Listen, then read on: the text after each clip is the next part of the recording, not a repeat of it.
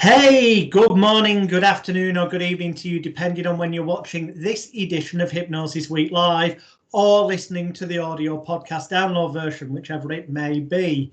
As usual, it's me, Alex William Smith by birth, but better known to many of you as Jonathan Royal, the British bad boy of hypnosis.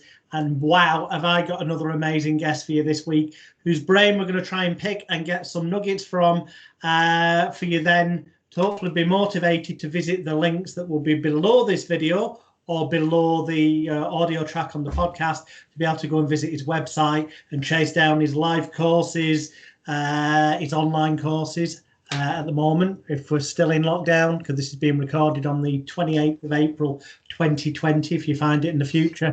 And of course, his amazing best-selling book, The Ellipsis Manual. So many of you may have guessed by now that the gentleman you see in front of you is Mr. Chase Hughes joining us. Welcome to the show, sir. Good to have you, man. Good to be here. Now, look, we for people, if you don't know what the Ellipsis Manual is, then you need to really go on to the links below and grab a copy. You'll learn more about it during the next hour. However, I'm guessing a large number of people watching or listening to this will have, at the very least, heard about you and the book, if not already read it. You have positioned yourself as an expert in human behavior, but as a whole, so not as a body language expert, not as a NLP ISS-IQ expert, not as a verbal linguistic expert, but kind of a hybrid with elements of them all, which obviously we're going to talk about in the next hour. But there was a time when you weren't known as that. Yeah. Who was Chase Hughes before? What was your journey to get here? So I did 20 years in the U.S. military, and I retired as a chief just about a year and a half ago. All right. So I've just recently become a civilian, which is one of the reasons that I was able to come out and say that I do all of this stuff recently. So I spent my whole career doing intelligence operations, and I was the navigator of a guided missile destroyer for a while, and moved here to Virginia Beach, where I live now with my family. Mm-hmm. Well, we're here on lockdown during the COVID times, if anybody's watching this in the future. Yeah. But most of my career, I was obsessed with human behavior. And a lot of what I did revolved around developing techniques and tactics and procedures. We call them TTPs in the military. And those that I tried to develop were for our intelligence work. So my ultimate aim was, we have a situation in an intelligence situation. I'm training you to go out and do intelligence work. And let's say you speak Ukrainian, and I'm going to send you to Ukraine, and you've got to meet up with a guy at a bar in a hotel somewhere, and you have 2 hours to talk this person into committing treason against their own country, basically, and providing intelligence to the U.S. and potentially facing the death penalty. That person will be. And in my line of work, if we make mistakes, or if we do something stupid, just one mistake, my head's going to get cut off on the internet, and my kids are going to watch it. So the stakes for me creating a lot of these programs and a lot of these techniques were pretty high. So that's where a lot of this originated from. But it all started when I was 19. I was stationed in Pearl Harbor in Hawaii in the Navy, and I was out at a bar, and I asked some young lady to go on a date with me. She said no, very politely. And I went home that evening, and I typed into the internet, how to tell when girls like you. And I printed out a massive stack of body language articles. I got obsessed with it. I think I might have had some social anxiety when I was younger, because the better I got at reading people and understanding that they were all human beings, that like everybody's screwed up, everybody. And it humanized everybody. I never felt superior to anyone, but once I could see fears and insecurities and weaknesses and fluctuations in behavior, it made people more approachable, and it was easier to talk to them. So you looked into body language, but I've got to ask you this. Did you come across because if I'm right, if my research and memory is right, you're about 38? 39 this year, yeah. So I'm not too far off. So on the time scale you mentioned there, Ross Jeffries stuff would have been all over the internet, the speed seduction stuff. Did you come across any of that when you were looking for answers to why she wasn't interested? Or I did, and that really didn't interest me in the beginning. Especially, I just wanted to know. I wanted to find a way that I could tell if she was interested. Then I could ask. So I didn't ever want to fail again. But I didn't want to like level up my technique. I just wanted to know, is it okay for me to ask this person, like how to tell when somebody's attracted to you?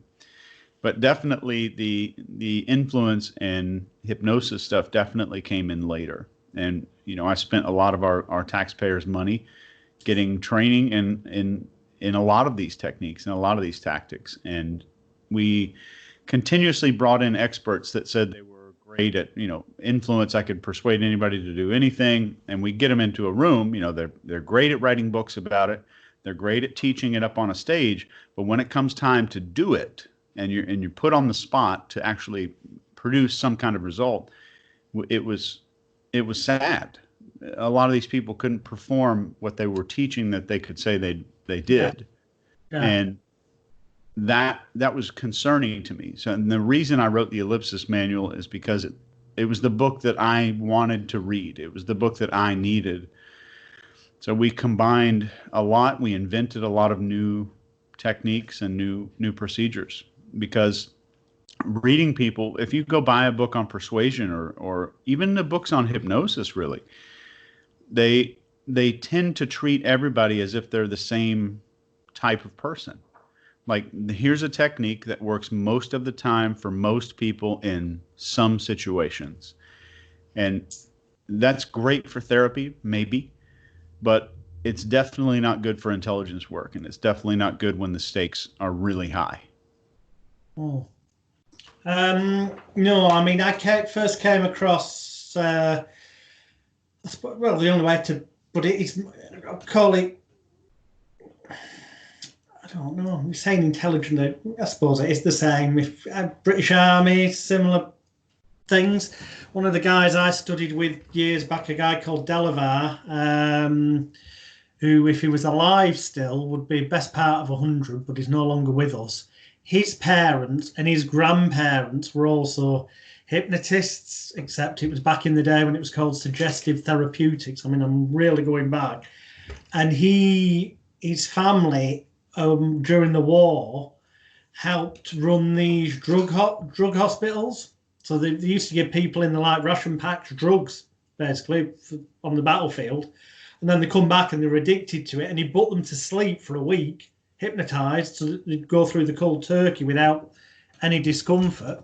But then he was also involved in teaching certain military how to get people to do things that they wouldn't normally do through hypnosis. And yet, you mentioned trainers that they write the books, fine in the seminar room, because in that context where people paid a shitload of money to be there, yeah, they're in a frame of mind where they make things work. It's the easiest environment, isn't it? But then they can't do it in the real world. Most of these trainers say you cannot make people do things against their will with hypnosis or such techniques, which is complete and utter. I know it to be bollocks. I've had to do it, and that's part of the reason I get slagged off in England, because I'll openly go on TV shows and make people do what would be considered not for TV shows, a criminal, jailable offences. Yeah. And I've seen your work. What's your insight on? Because you come back from a military background. How I know there's in England you've got the Official Secrets Act, and no doubt you've got certain things you can and can't talk about as well. But in terms of what you can talk about, to what level are you aware in America of, I'm going to term it as hypnotizing people to do things against their will. Yeah. So, mind-controlled assassins, that kind of stuff. That is 100% possible. Mm. I have a couple of documents I can actually send you. You can put in the show notes if you like. Okay. That there's a man out here who was doing it in the late 50s. His name is Dr. George Estabrooks. He was a professor of psychology.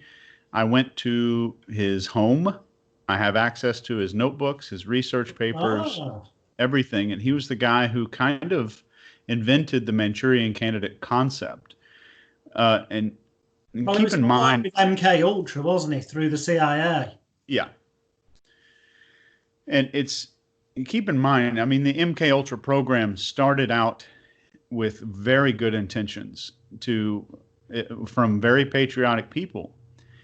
And there were no restraints, there were no financial restraints, and these dipshit morons started taking over, and there's medical doctors that are violating their ethics rules, and it got out of hand really fast. Well, when you get the likes of Joseph Mengele, Nazi from Germany, smuggled into America, involved in stuff, it's likely to go that way, isn't it?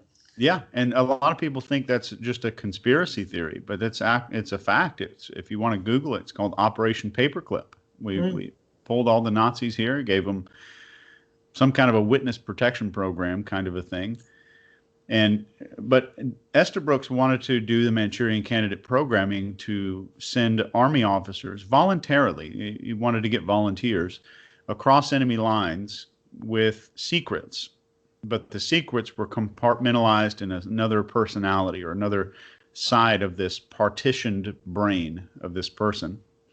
And his hope was that if they got captured, the person on the other side wouldn't know the password to unlock or activate this other personality, even if they were tortured or whatever. But doing it against somebody's will, if I could take a minute to address that. If we say the word will, that implies knowledge of activity. So if you and I are sitting at a dinner table, and I'm like, hey, Jonathan, I'm going to give you an injection. And you're like, no, you're not, brother. I'm going to kill you if you try to do that. And then I come at you with a needle. You can punch me in the face. You can stab me. You can stop me from doing it.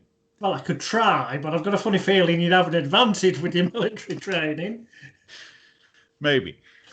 However, if I don't announce, hey, I'm going to give you an injection, I say, hey, I'm going to go to the bathroom, and I just come behind you and poke that thing in your neck, then it's done. So will implies I'm going to hypnotize you, and then you can try to resist, which of course people can put up a large barrier. They can put their fingers in their ears and yell so they can't hear you. There's all kinds of countermeasures.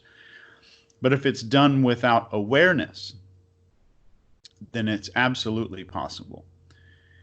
So whether or not you can do it against your will is one question that hypnotists like to say, like, you can resist all you want, but if it's done without your awareness or consent, that is absolutely possible, for sure.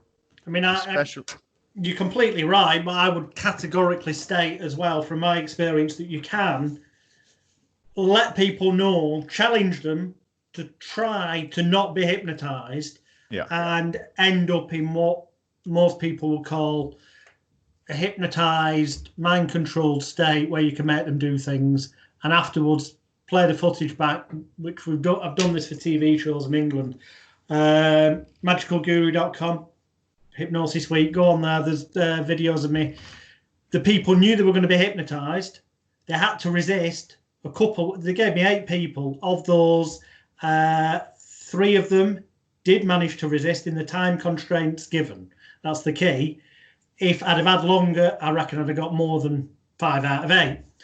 They knew that I was going to get them to do things, or try to get them to do things that would be deemed morally or legally wrong.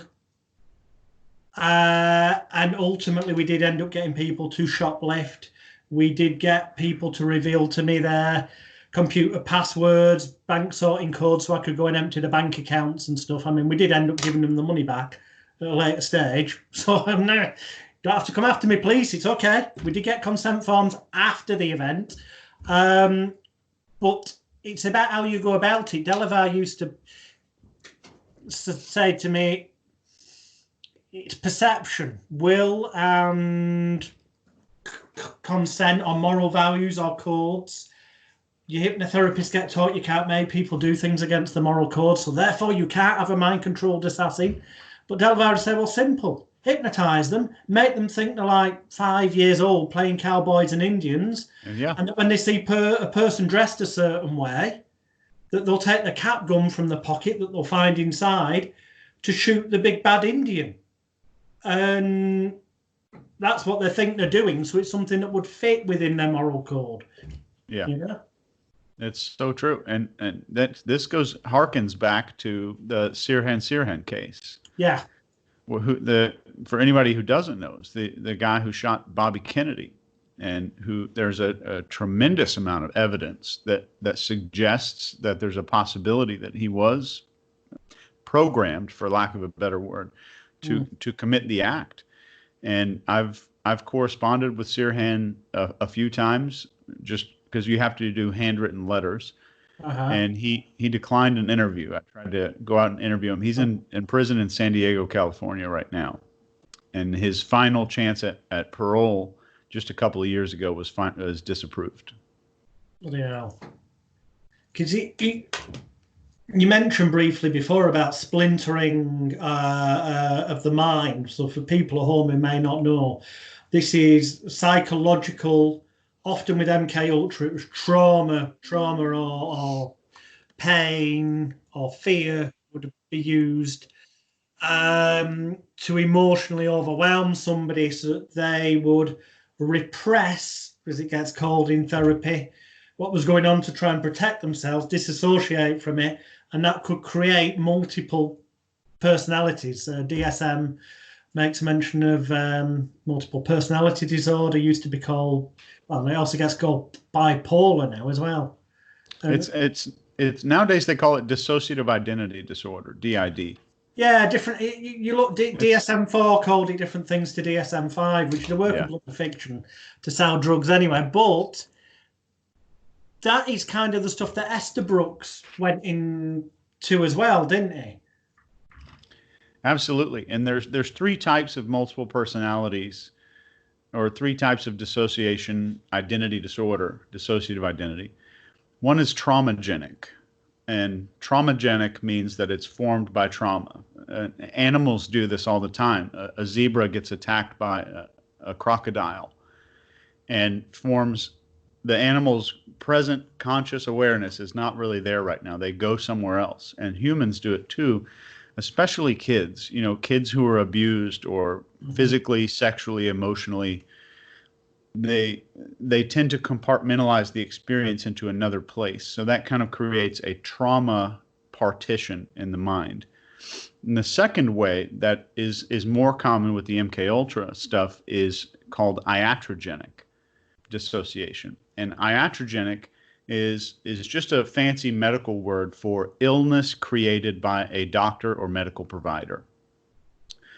So we can create multiple personalities. Doctors can do this on accident. There's a famous researcher who's responsible for this I've spoken to before. His name is Dr. Colin Ross. He's written about this. This is deliberate creation and accidental creation of dissociation.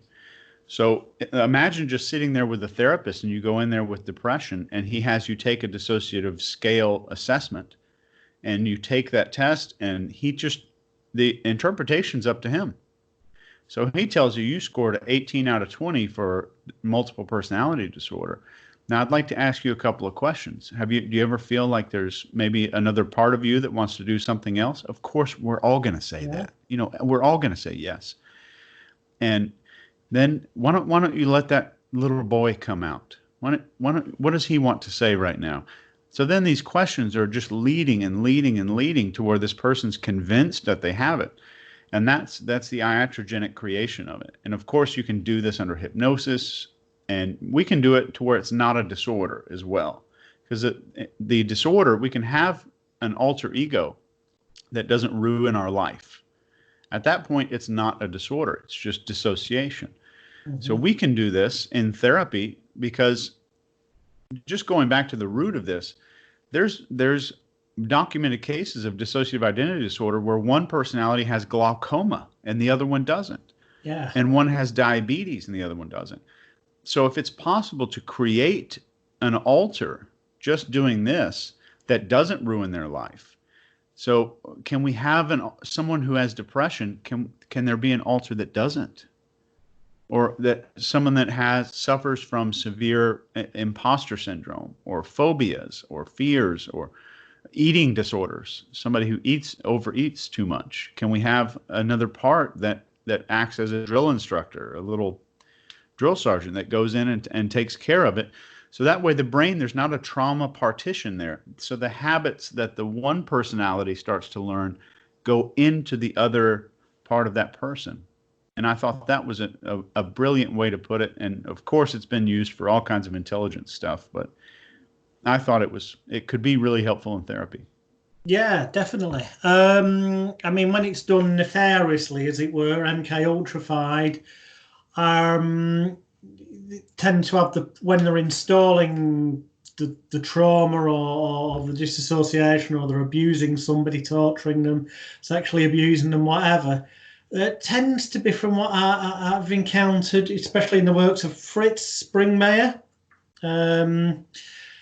they would have some sort of visual image on show at the time, which quite often could be, if this was a child, something like an image from Disney, or an image from Alice in Wonderland seems to be popular as well, so that image can be used, symbolism, to trigger off the other alter. Absolutely. And Fritz has written a few books on this. And just as a caveat, none of the documents that have ever been released prove that some of these things ever did take place or ever really happened. As far as we know, there's only one source of that information, and that's some of those documents. But as far as being proven can be done, we can say that, George Estabrooks did some kind of experiments like this, but there's no proof that we had a lot of traumagenic stuff like that that I've been aware of in my research. We've just kind of seen it in a couple of these books, people writing about it, which I've never seen proof of. But that doesn't mean it's not possible. It doesn't mean it didn't happen. Well, it definitely, it might not. There's no proof of it happening MK Ultra wise, categoric proof. Although I'd say there's more than enough circumstantial proof that it begs questions. But there's certainly no question that it works. Yeah. Any therapist who's encountered people who've gone through multiple levels of child abuse, there's care. I'm sure this has happened in America as well, but I can only mention places in England. There's Jimmy Savile, the British TV presenter that's no longer alive, thank God. And he would be involved in getting kids from care homes for the elite,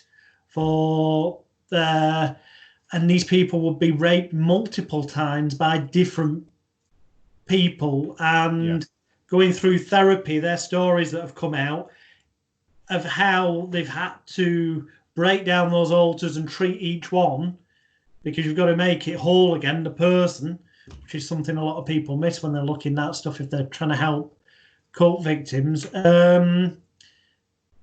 They relate incredibly to what is out there as the circumstantial.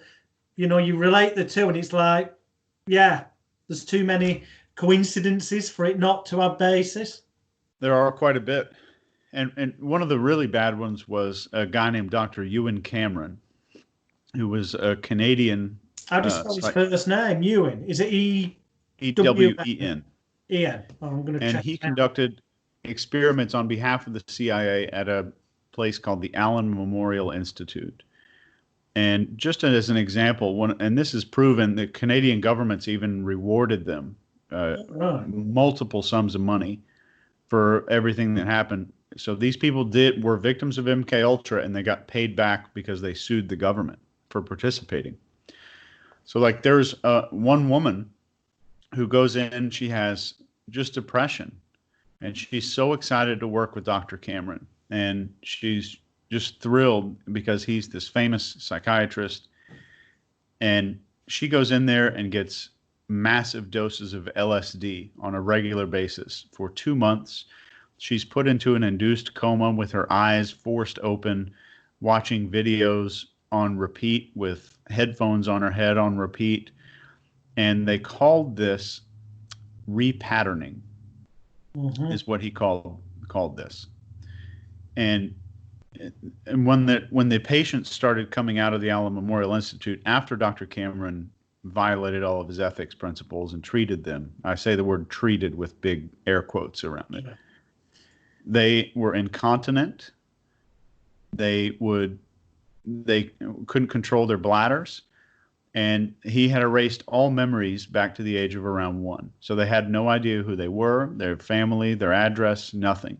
And part of that was electroconvulsive therapy or electroshock therapy. And he gave somewhere around 70 times the recommended amount of shocks and voltage into that person's head. So that's one of the really horrible ones that we do have some kind of evidence for. Well, yeah, and there's more evidence. You've got to take one step away, because then you find that there is evidence of the other stuff we mentioned. It's just it doesn't directly link to the CIA and the MK offshoots. And I say offshoots for people watching, if you go down the rabbit hole and go searching after, MK Ultra apparently ended years ago, but then something with a different name. There's so many different MKs and offshoots. One that's relevant now is a Project Mockingbird, which essentially was about the media controlling the narrative of what the general populace think. That was supposed to have ended, but there was no official that it ended. I know for a fact it's still going on. Don't believe anything you read in the media. It's bullshit. But my point is, and I've lost the thread, that's why I'm looking down at my notes. I told you I'd write little words down there. The MK Ultra had... Yes, it's the stepping away. In England, the Tavistock Hospital, which is now called the Tavistock Institute of Human Relations, which bizarrely, as I mentioned in my documentary, Extreme Danger, Extreme Hypnosis, is in the same building as the British Psychological Society, that deal out the drugs, because they're one and the same. They're about medicating the population to believe what the bloody politicians want.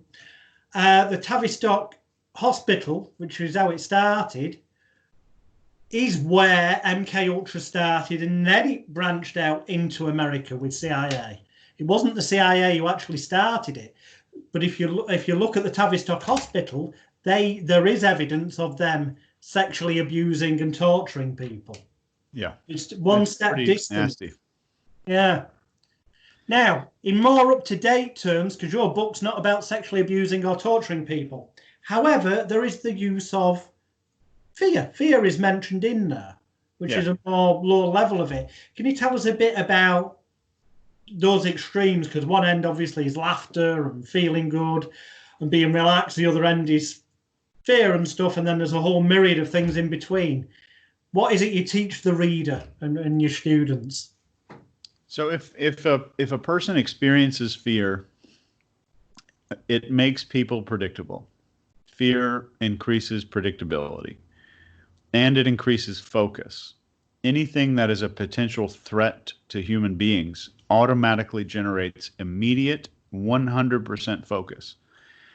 And if you watch the news, that news agency, Channel 4, for instance, in the UK, they have to compete with Facebook and Instagram and social media for focus, because focus for that agency is currency. Focus means they make money. Mm-hmm. So if we know 100% verifiable that fear makes us pay attention to anybody, then they know that even if you're watching the news and your Instagram notification goes off on your phone and says you got 5 new likes, if your fear is high enough, your attention will stay on the news and the ratings stay high for that channel. And I'm not saying there's some conglomerate agency in a dark room sitting at some marble conference table, people smoking cigars, planning all of this stuff out. I think a lot of this happened organically, that there's not some big agency at work, and they've just figured out, these marketing agencies that spend tens of millions of dollars on researching of what gets our attention and what makes people pay attention, all the way down to like tracking tiny millimeter eye movements on a screen and where people are looking. So I mean, they do a tremendous amount of research to figure that stuff out, and they're very open about it. Well, they're open to a degree. Tavistock Institute of Human Relations has a very nice website, and will help advise businesses and organizations and stuff on how to get more productivity or more response in their advertising, and it all looks very innocent, but when you dig deep, they are still linked with, in most recent years, there's evidential guaranteed proof that they were linked in with a company called SCL, Strategic Communications Laboratories, which were the parent company of Cambridge Analytica, that harvested all the data information from people's social media accounts to influence the Brexit vote and the Donald Trump political vote years ago, to brainwash the public into voting the way they wanted. Wow. That's insane. I didn't know that at all. I'll send you my documentary after this. I'll send you a link to it. Yeah, absolutely. Yeah. And I think that, there's so many people out there that want the skill of mind control. And I think 99% of people want the skill, the same reason, people will do anything. They're not nefarious. They're not trying to do bad stuff. And I think, we want to use persuasion for sales, which is a form of mind control. I have a reference sheet that shows you where, if you're using a persuasion skill, it shows you exactly where that thing draws the line on where it's consensual, there's awareness, there's not awareness, it's against someone's will, there's your intent. It measures every persuasion technique, and I'll send it to you for you to include if you'd like to include it. Oh, excellent. Yeah, thank you. And, one thing, if anybody's trying to get better in persuasion or hypnosis or influence, I get phone calls all the time from people who want to learn. Like, they say, "Oh, I don't want the basic knowledge. I want the really advanced, high up stuff." And what's funny is you need to be brilliant on the basics to be any good at up here. And then I have people that want scripts. Like, what are the words that you use to get a free coffee at Starbucks, or what are the exact words that you use to get upgraded to first class? And my response typically is, if I give that exact word for word script to a person with social anxiety who can't comb their hair and has really bad posture and doesn't look people in the eye, it's not going to work. No. I mean, I read your book, and it's very rare that I read a book twice immediately, as in read it, then leave it maybe one day and then reread it again. I tend to read a book, finish that, go on to another book, and then maybe months later I'll go back to the book. With the Ellipsis manual, I read it again, and the reason I did, and bear me out here, because for the first 30 seconds this will sound like I'm being negative, and it isn't. I read it and I'm going, yeah, that's obvious, yeah, I read that in that book, yeah, know about that. And I missed the point. That's why I'm saying this is, I missed the point, because, I've been in this industry for over 30 years, and I was very fortunate with Delavar to be taught things that aren't taught in normal hypnotherapy courses, things that people say can't be done, but we know can. And it niggled me, and I thought, no, because I'd read all the reviews of your book, and from people I respect, and I thought I missed the point here. So I started to read it again. I'd finished it one night. The next day I started to read it again. I put myself in the state of mind of, imagine you're back and you're like 14 and you're starting this journey and you haven't read anything. You haven't done stuff in the real world. You haven't gone out there. read it again. And I did. And then the penny bloody dropped, which was staring me in the face. And it's what you said about you've got to be good, spot on with the basic stuff. Because what you've done in that book is you've taken lots of proven to work elements, ingredients, shall we say, and this is the genius of the book, you then give examples of how to combine them together, not all of them at once, but ones that are relevant for the situation. And it's about the context, the situation, it being authentic, not seeming scripted, being real, and equipping the person with the ability to do it on the fly, as opposed to seeming like some robotic, I've learnt this technique and now I'm, and when I read it that second time, it's like, flipping heck, this book actually is bloody gold dust.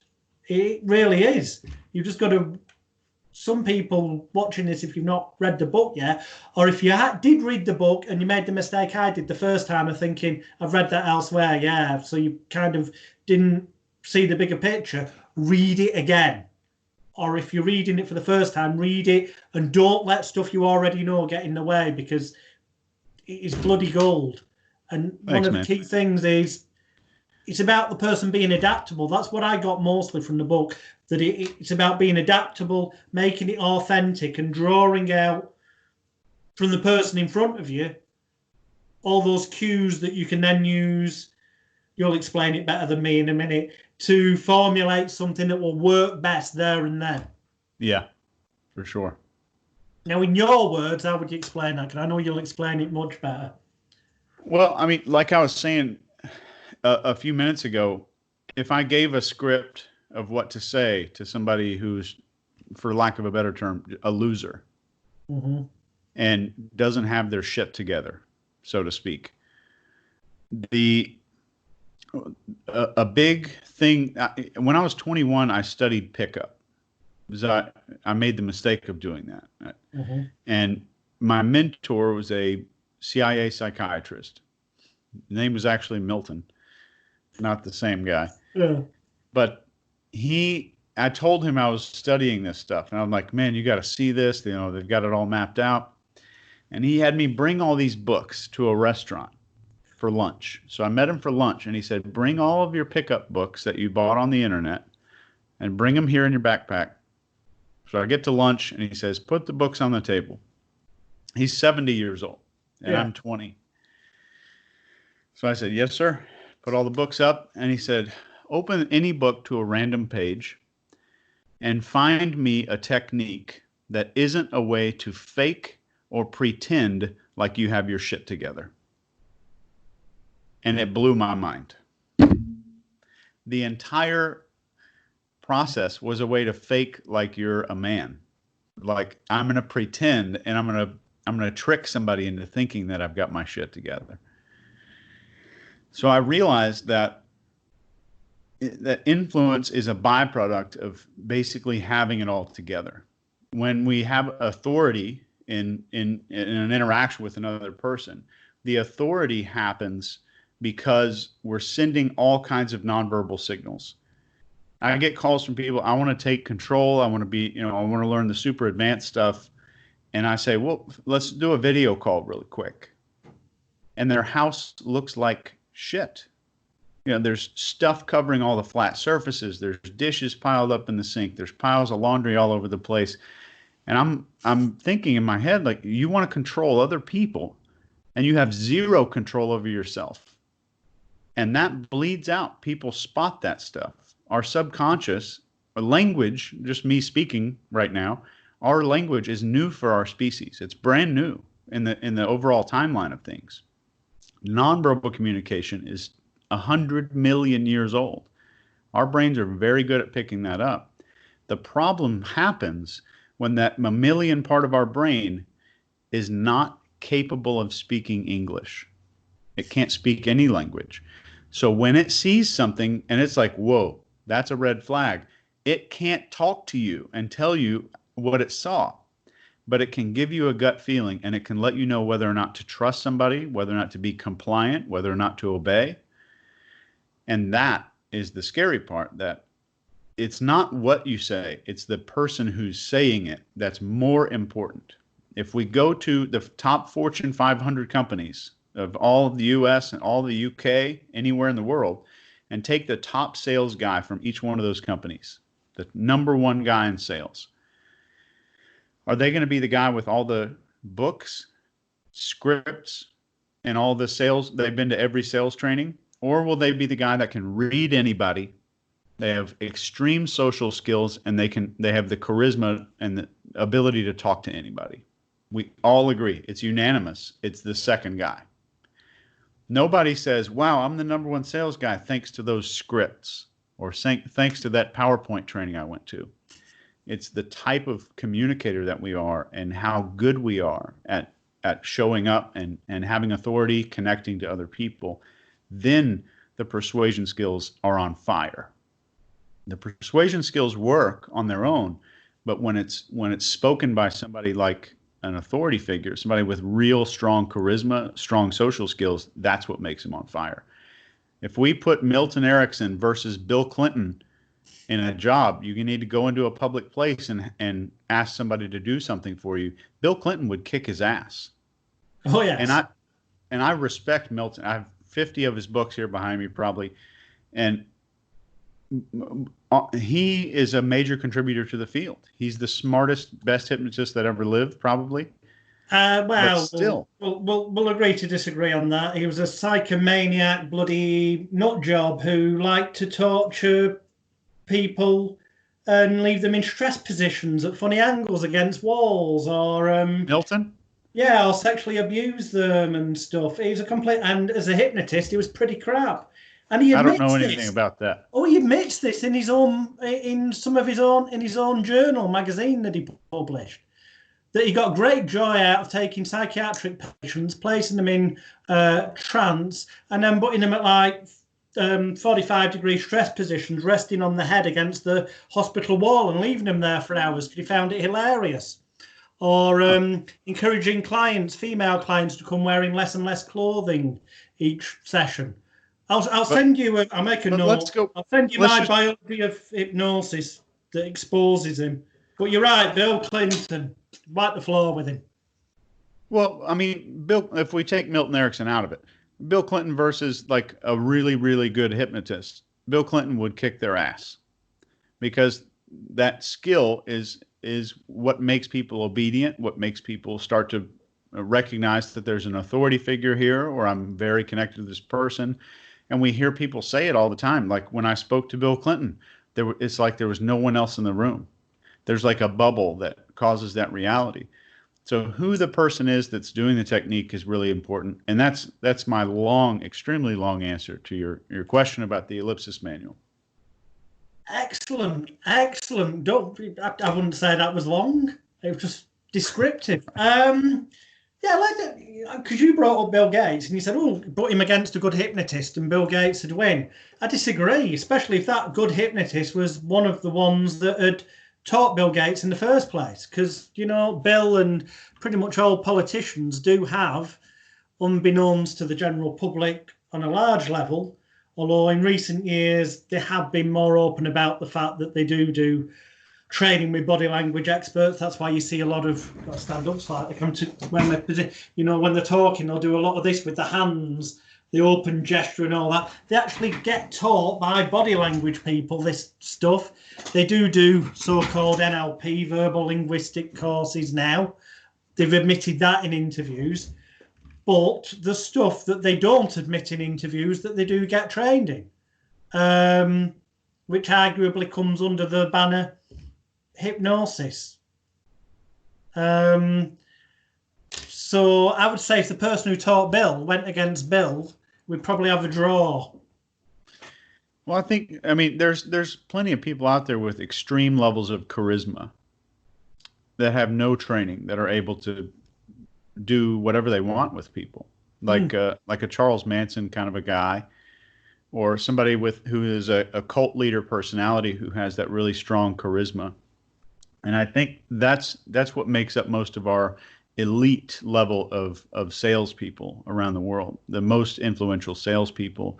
and the most influential interrogators who are able to get confessions out of people. And 99% of interrogators have never had training in hypnosis. And I teach interrogators for a living. That's my number one job. Those people who say those people are technically what some people would term, and this doesn't necessarily have to be negative for people at home, it just sounds it, psychopaths. Because psychopaths naturally don't give a shit. They're not scared about going talking to people. So they can appear to be charismatic, where it's just that they don't give a bloody shit. Mm-hmm. And that manifests in people who end up running big corporations, in politics, sales. It's the psychopath personality gene, isn't it? Isn't that the key? I don't think psychopaths and charisma are correlated at all. But I think there are a lot of people with high charisma that are psychopaths. But I don't think that they're connected that much. And I've done 20 years of research on it. But I do think that the high charisma people that wind up being leaders of companies do have some of those traits, sociopathic or psychopathic traits, which are just a lack of social concern. And I think it's more common for them to be narcissistic than psychopathic. Then there's like some actual psychopathy involved to where they don't care about anyone. But I think that the narcissistic traits are a lot more prevalent. I have a whole course for women on how to identify narcissists, and it's cool. It's been a whole lot of fun teaching. The details will be on Chase's website, links below this video or audio podcast, depending on which you're looking at. So, I mean, we're talking about in the military area of things. Obviously, you're teaching people how these techniques can be used in sales, how they could use them in the dating arena, how they could use them just to generally be more confident in life, get promotion at work, a whole bunch of positive things. It's just that I purposely brought up the dark side because frankly, I think a lot of people that are not in our industry who probably initially bought your book are being drawn to it because of oh wow, we've seen this film, we've read this work of apparent fiction in the past, and this is saying that these things are genuinely possible. I suspect that it is part of people's initial interest. But you have been involved in the military, and these things do get used. And as you said before, you touched upon, you can be in situations where not getting it right could literally lead to, in that moment, hostage situations, negotiating and stuff. I mean, how do you deal with situations like that? I don't mean necessarily the techniques, but I mean, how do you keep yourself in the zone to yourself be consciously and also, I suppose, got instinct level unconsciously using the things that you teach in your books and your courses so that you're shutting out that human fear of the situation that if we don't get this right, it's not just a rejection from some pretty girl saying, I'm not interested. This could be life or death. Yeah. I think over time, everybody in the military who's been in a gunfight, the first time is scary and terrifying. Second time is a little less. And the third time is a little less. And it continues. And there's a popular phrase in the military that exposure equals composure. So the repetitive exposure to the experiences, and they obviously they start you out in small trainings. We're shooting on a shooting range. Then I'm shooting in a live action thing where there's guys trying to kill me. Then I have a black hood on my head, and I have a tenth of a second to make a decision when they pull the hood off. Do I shoot? Do I not shoot? Are there other people in the room? So they level that up to the point where it's extremely stressful. Then you've got the hood on your head and it comes off. You get hit in the face with pepper spray, and 3 guys are attacking you trying to get your gun. This is during training? Yeah. Okay, right. And then the guys start attacking you. And if they get your gun out of the holster, then you fail the training. So they gradually ramp up the stress, and they call it stress inoculation. But there's obviously no way to inoculate somebody against stress. But that repetitive exposure to stressful scenarios, and I'll privately send you a video of me going through that if you like. Wow, and yeah. That repetitive exposure really makes a person a lot more confident when the time comes. So it's just so many repetitions. Now I can see that in life, things happening in life, I don't mean any disrespect by this, but I mean like things happening in life that you know are not training exercises, that you come out of the other side of and you think, thank fuck for that, I'm still alive type thing. This is life in general. That the more what doesn't kill us makes us stronger, the cliche is. I can see that with real life because part of your brain, or the majority of your brain, knows that was a genuine life situation, that I've survived, and next time I might do it a bit differently so it's less stressful. Yeah. But you'd know you were in the training situation, wouldn't you? Yes. Well, how does that work? Because I know, I do know, because I spoke to other people in the military in the past that, in training situations, there were, people are going to physically beat the crap out of you. It's not, but they're not genuinely going to shoot you in a training situation dead. No, well, not purposely. Could happen accidentally. I get that.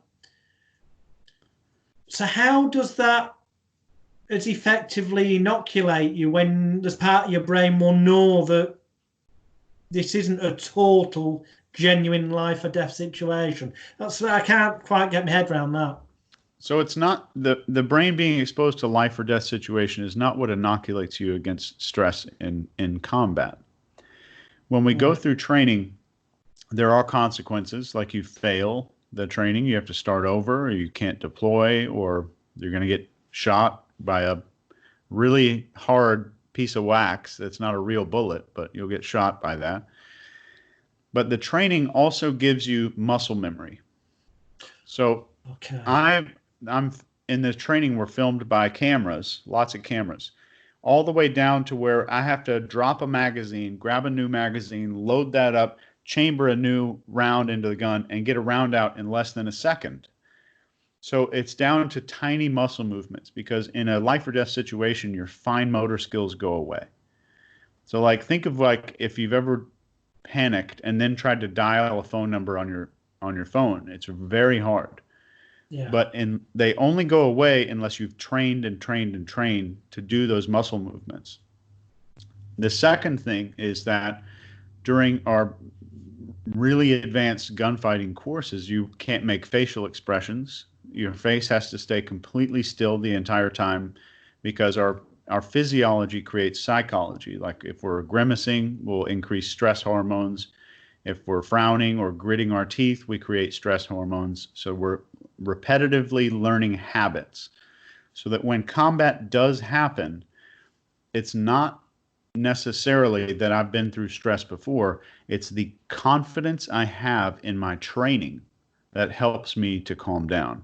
So the repetitions, I've been through this 100 times. I know that if there's a guy behind this door right here, I'm going to pop him in the head before he gets a chance to shoot me. And the confidence in my training is what keeps the heart rate down in those situations. So do you end up kind of in sports? I'm trying to phrase this in a way, that's why I'm finding the wording out, because I want people at home to understand how this applies to hypnotherapy, because all what you're saying, it really does. Do you then reach a point where you are automatically in the zone, so to speak? So with hypnotherapy, we can take sports people, for example, get them to visualize the times that they know they've been at their peak performance and stuff, and anchor that, and then amplify it and feel really good and get so they can flick themselves into the zone on Yeah. demand. Is that kind of happening, but here we're talking automatically because it's been anchored through the repetition of the training? Yeah. So it's also anchored through physicality. I'm smelling gunpowder. I've got a 25-pound steel plate body armor on. I've got all of this stuff on my body. I've got these gloves strapped onto my wrists, and I reach down and I'm pulling this gun out. All of those things are anchors. So my heart rate, as soon as all that stuff happens, my heart rate starts going down and that gun's coming out. And it's very, very similar. And I've noticed a similarity my whole life that we're experiencing anchors all the time, especially through training, because it's so often. We do it thousands of times before the real thing happens. But that's very, very similar. And there's a thing called the Human Performance Laboratory here that studies our Navy SEALs. And a really cool study that they did was that when the SEALs were started to engage in a gunfight, their heart rates dropped the moment the gunfight started. So they got shot at, their focus sharpened up to wherever the threat was, and then the heart rate started falling. So everything slowed down for them because of this repetition and training. And it was the same with SAS. They studied the SAS soldiers, and it was the exact same because the training regiments are pretty similar. Cool. So, I mean, life in general, that's like Sigmund Freud and other the rapists say correctly that sort of generally speaking, the ages of 0 to 7, the formative years, are when the blank slate of the child's mind gets screwed up or positively programmed or a combination thereof. But it's going on full stop through life, full stop, isn't it? And your book goes into spotting how the person's been affected by those things, doesn't it? Yeah. Yeah. And we have, the book is fantastic, but we have some online trainings that are highly advanced, way better than the book, that really go into how to spot fears and insecurities. And I can teach you how to spot the hidden fears in any human being in less than 2 minutes. And these are fears that their friends and family don't even know. And that's a guarantee in our courses. And you're welcome to come to any that you'd like. And that, just being able to see those other people a certain way changes how we feel about the situation. And when you say, I'm playing devil's advocate with this one, and when you say you can tell them what the fears are, you can teach people how to do that. In fairness, I can teach people how to do that now in 30 seconds, thanks to the joy of cold reading, and 99% of the time it'll be right. Pretty much every human being on this planet, generally speaking, whether they'll admit it or not is another matter, but is scared of dying. All right, obviously there's exceptions, people who've had that trained out of them, but generally speaking, people are scared of dying. Yep. People are scared of looking like a failure. People are scared of feeling like a failure. Now, what that means is different to everyone, but if you've got someone in front of you, a psychic, if someone who you're doing a psychic reading allegedly for somebody, and you say, oh, I get a sense of a feeling from this tarot card here or this line on your hand, that you spend a lot of time worrying about whether people think you're successful or not, or whether you failed in that, you're going to get a hit 99.9% of the time recurring. Yeah. Because human beings aren't that different at the core essence. Are you ready? I am, yeah, because obviously you to do a course on it, you must be doing something different. So the fears that I teach are hidden, secret social fears. Social fears. The fears that are social with other people fall into different categories, and I teach you how to identify what type that person is. The social fears are what stop us from going into a trance, what stop us from agreeing to confess to a crime. And it's the exact same techniques that we developed for MI6 this fear spotting techniques. They're not cold reading whatsoever. And these are the fears that govern the person's life that they don't even know about. So this is the dark side, or the shadow, so to speak. And we're figuring out what causes the person shame, or what is their tactic to avoid feeling shame. And I promise you, you'll have a holy shit moment when you come to the course, if you do.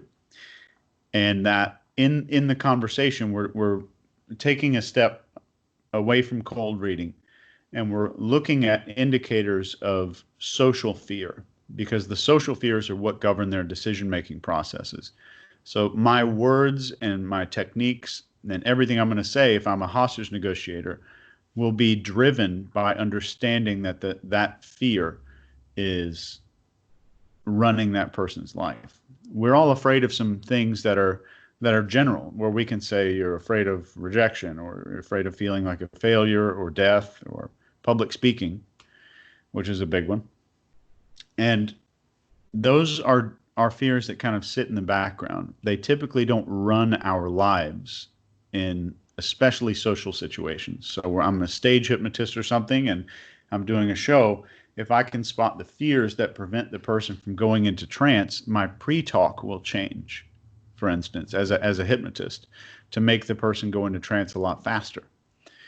And if I am in sales, I know exactly the fear that's making the person either buy or not buy the product, obviously depending on the context.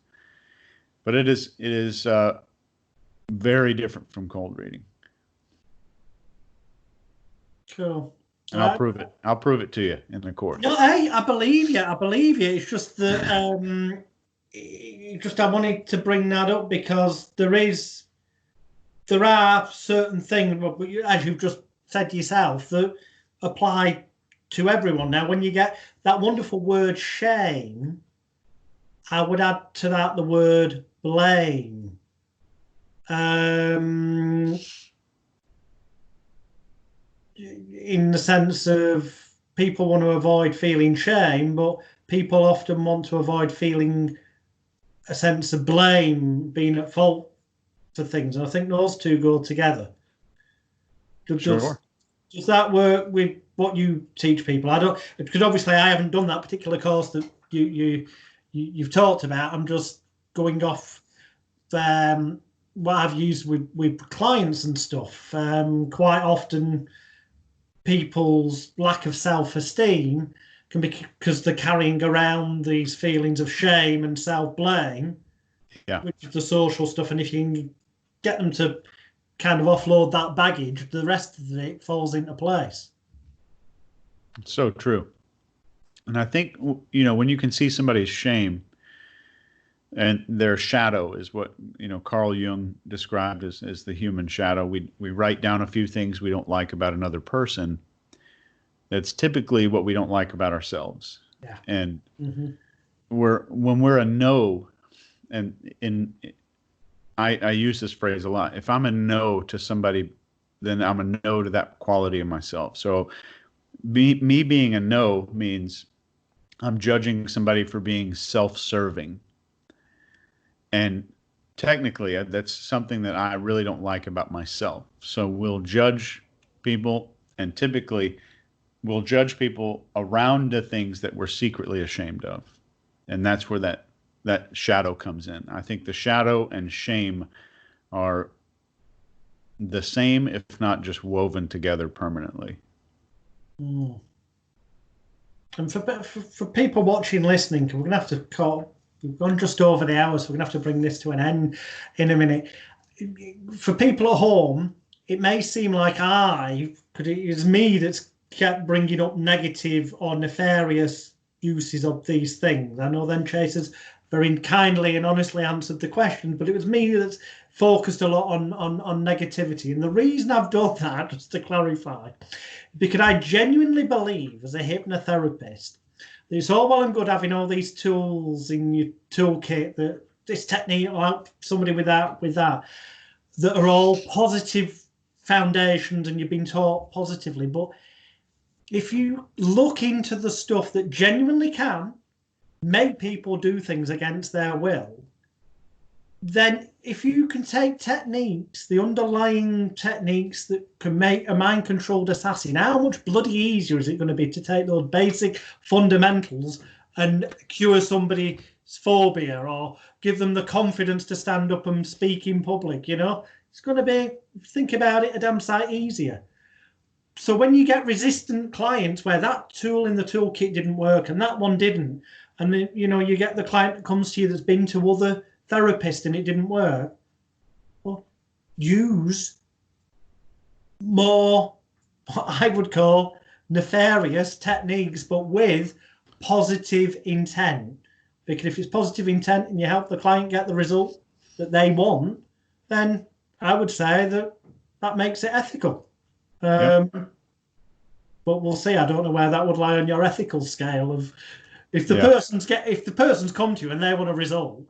I think ethically we should use every possible technique in the book to get them the result they want, the change they want in their life, as long as no one is physically, emotionally, spiritually, psychologically, or any other level, no negative long-term hurt is involved to them or anyone else, then whatever the technique is, I think we should be using it. Yeah. If we're leaving people better than we found them, then we're doing okay. In which case, before I ask Chase the last question, remember below this video there are website links. That is where you can find out more about Chase's live courses once they start up again after this bloody lockdown we're currently in, but also his online courses that you could get started with straight away, and of course the book, the Ellipsis manual, which is available from all bookshops and obviously Chase's website. I encourage you, if you've not read the book, to get the book now. Go immediately and order it. You will not be disappointed and you will be motivated to then go and look at Chase's website and look into the other stuff. Thank you so much for being so honest and open and for spending this time with me over the past hour so I can share this with my viewers and listeners. My pleasure. And the final question, this is the same one I ask everyone every week, so obviously bend it how you want to answer based on your knowledges and experiences and the stuff we spoke about. But the last question I always ask is, for the viewers, the listeners who are going to be largely involved in some form of mind therapy element of the industry, although we do have stage hypnotists as well tuning. What would if you could only give people one piece of advice in the context of them doing something to make themselves a better therapist or exponent of change techniques, what would that key piece of advice be? We talked about this earlier, that our brains are reading nonverbal communication all the time. If there's one thing fear does to our body, is it makes it move faster. From how fast our eyelids shut and then open, to how fast our head moves and our hands move in conversation. So if we move quickly while we're speaking to someone, our hand gestures are fast, our head movements are fast, our eye blinking is quick, we're broadcasting fear.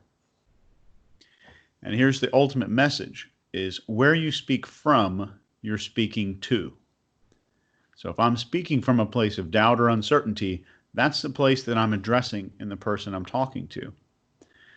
So the one tip I would leave with your audience is, if you're persuading another person, especially in therapy or hypnosis, never move faster than you could if you were underwater. Okay. So, yeah. So generally speaking, for most people, that is going to mean slow down. Slow it down. Cool. Excellent. Because I viewers at home, you'll know if you watch videos of me. I am Mr. Over the Top, very animated, certainly on stage. Yeah, slow down. See, even I have to pay attention sometimes, viewers. Thank you, Chase. An absolute pleasure. Guys and girls, as always, please click like, please share with everybody you know. And then that way, as we can grow the audience, we can continue this on for the benefit of helping each and every one of you to grow. So we'll see you next week for another edition of Hypnosis Week. Thank you very much indeed, Mr. Chase Hughes. Bye for now.